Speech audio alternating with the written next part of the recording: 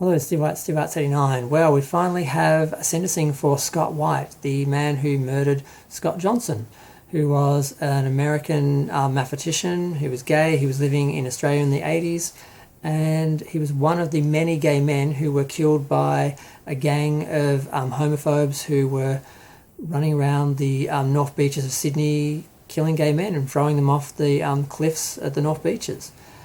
This went on for years, and the police didn't care, apparently, in my opinion, it seems, allegedly, supposedly. And it really was only because Scott's brother was rich and American and kept the pressure on that they actually put some effort into this and actually resolved it. They put up a reward of $1 million, and his brother matched it, so it was a reward of $2 million. And Scott White's wife dobbed him in, and he was charged, and he actually admitted his guilt. Now, he apparently retracted that later, and his lawyers tried to appeal it and everything and said he was under duress and had a mental illness or disability and all these things. But it didn't work. He was convicted, and he was given 8-year, 3-month parole period. So he's eligible for parole in 2030. But for now, he's in jail. So, the gays are safe. But not really, because he probably killed a few gay guys back then, allegedly, supposedly. But he wasn't the only person who was part of this gang who was going around killing gay men. There were a lot, I think 20 or 30 gay men. I can't remember. I was looking into the case, and it's kind of like the John Wayne Gacy case. There's just so many people they just blur into another, and I can't remember them.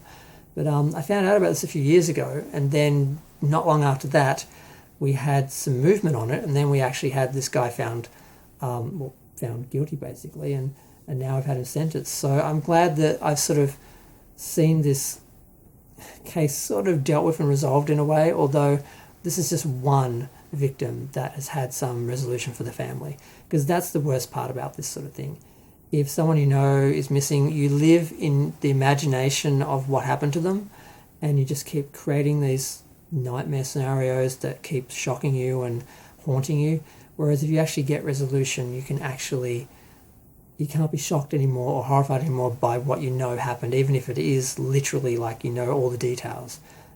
People are able to move on. Whereas if you never find out, you live in that imagination of what happened to them, and it's just a horrible, horrible thing for anyone to have to deal with. So I'm glad that this one guy, has escaped that fate. What else is there to say about the case? The guy was 27 years old. He was a mathematician. He was living in Sydney. And the other guy, Scott White, is now 51. He's not that notable.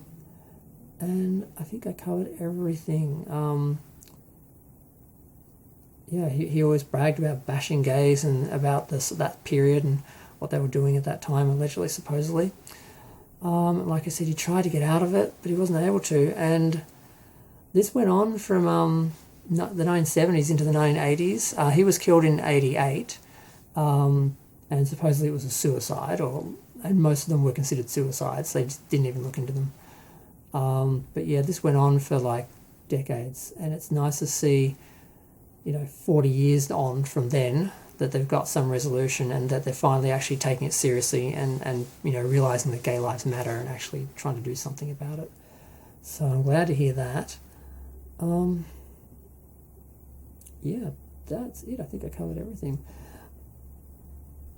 I'm just really glad to see the developments of this story, because I didn't know about this when I was growing up. I just heard about this a couple of years ago because I live in Melbourne. It was a local thing. Locally, I think people knew about it, but it didn't get any press. It didn't get any attention because it's just us. We don't matter.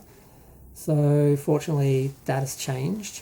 Hopefully, it stays that way, and we get more hate crimes answered. Although, actually, I think this is the only bad part about it was Justice Helen Wilson on Tuesday said there was not enough evidence to declare the murder a gay hate crime. Beyond reasonable doubt, the ABC reported, the court gave White a non-parole period. But yeah, so that was the only negative thing, was this I don't know who this Justice Helen Wilson is, but apparently,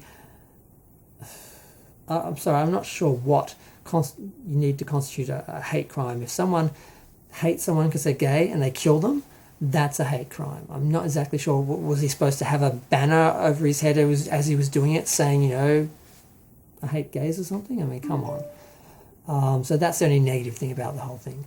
But I'm just going to take the win, and I'm going to go. And, yeah. Feel free to share, like, comment, subscribe. Let me know what you think. Do you think they'll actually get to the bottom of any of the other cases? Do you think, you know, we're going to get resolution for the other families, for any of these other victims? I'd like to think so, but who knows?